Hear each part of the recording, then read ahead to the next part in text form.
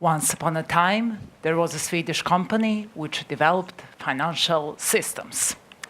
They developed two completely different financial systems, and that's why they built two different development organizations.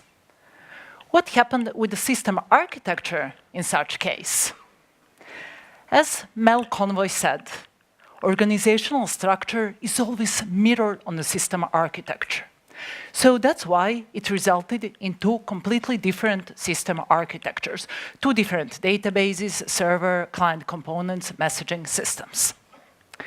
This company had an interesting company culture.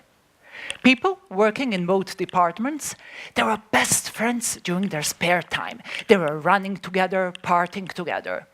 But at work, they never run each other's systems, saying, "Oh, it's too difficult for the opposite systems."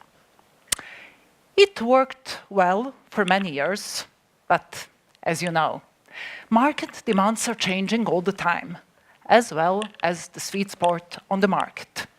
And all of a sudden, customers have started asking for so-called cross-asset solutions, which you get by combining those two different types of financial systems.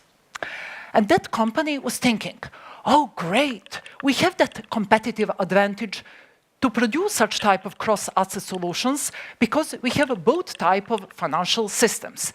It can be our new value proposition. But unfortunately, each attempt in creating those cross-asset solutions resulted in a misalignment, which is normal. You know, when you don't communicate with each other, when you don't know each other's architecture, then you get a completely different understanding of the same thing, as Henrik Knieberg described so well in this slide. One department is building the bridge, the another tunnel. It was really pity. And I worked at that company, and I was thinking, we have to do something about that. It's really stupid that we cannot use that competitive advantage. Of course, senior management team thought the same, and they said, now we are going to reorganize us. We are going to build perfect cross-functional teams, collecting people from both departments and so on. A big reorganization. Honestly, I don't believe in these reorganizations because usually they're not efficient enough and they're not fast. What I believe in, it's something that is called tipping point leadership. Instead of focusing on mass of employees, all employees, and reorganizing the whole company, you are focusing on extreme influencers, people who are willing to drive the change with you.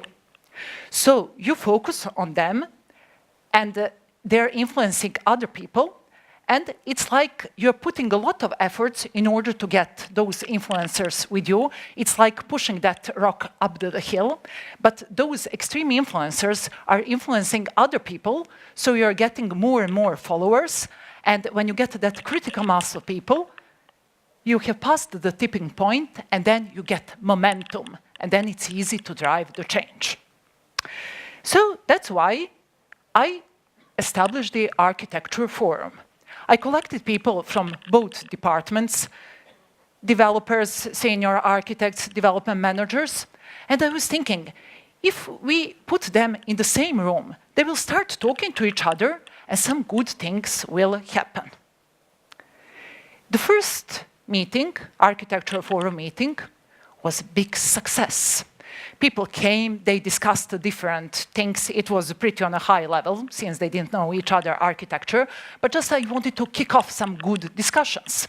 After the meeting, they were talking about that in the corridors, and I felt like, oh, can it be so easy? I will just continue driving this architecture forum, and we are going to find great cross-asset solutions. But unfortunately, after already second or third meeting, I could notice a big drop of the people. And you know, although people are interested in those kind of initiatives, you have your everyday job, whirlwind, and then you don't have a time to attend the meetings.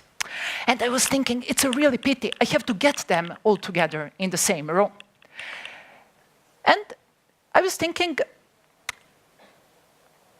I have started analyzing how I can do that. And I could divide all people, invited people, in 3 different groups.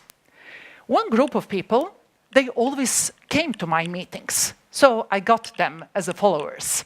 But I didn't have a critical mass just with them. Another group of people were people who were completely uninterested in my meetings, although they were senior architects, but they didn't believe in this initiative.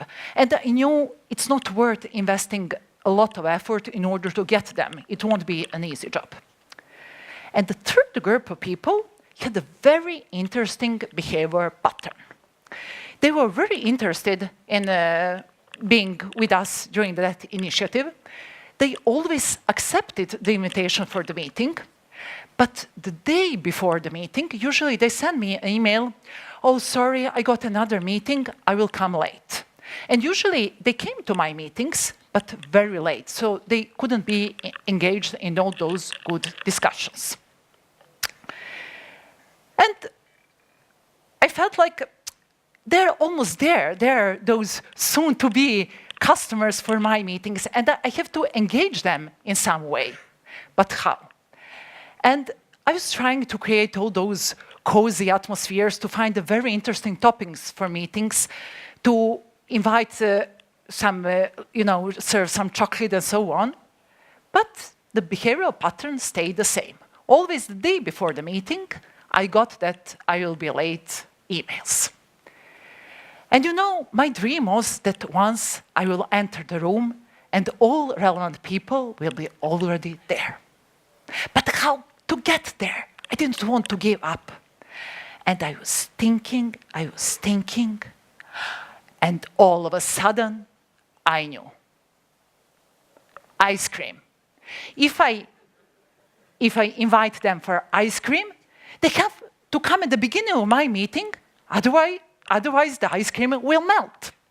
So I sent a new invitation for the meeting and said, ice cream will be served. I was sitting and waiting. Day before the meeting, no, I will be late emails. I have started hoping, but I couldn't be sure. Day of the meeting, still, I haven't received any I will be late emails. And then I knew it was my chance. I have to find a really very good topic, because I knew that those people are probably going to come to my meeting, that they see the big value of that. So, in fact, I've changed the topic that I planned to present, and I have chosen an in-memory database topic, because I knew that both departments had a very interesting implementation of in-memory database. And when I entered the room on the meeting, it was like from my dreams. All people were already seated there. The meeting was a big success, and after that, I felt that I have passed that tipping point, and the bridges between development departments have been established. 3 important takeaways from this presentation. First is Conway's law. Organizational structure and system architecture. It's tightly coupled. Think about that when you are designing your target architecture or when you are reorganizing your teams. Tipping point leadership is more efficient and costs less than reorganizing the whole company. And last but not least, never underestimate the value of ice cream. Thank you.